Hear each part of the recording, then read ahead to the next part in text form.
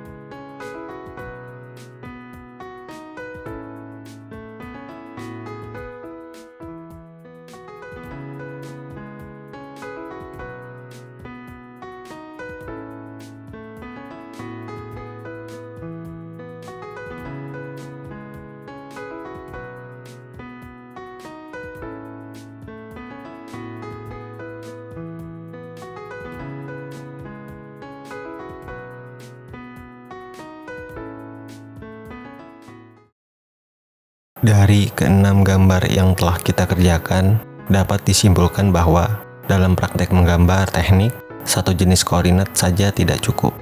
Koordinat absolut digunakan untuk mengontrol posisi awal gambar. Koordinat relatif mempercepat proses menggambar, dan koordinat polar digunakan untuk menghasilkan sudut yang presisi. Silahkan ulangi latihan ini secara mandiri.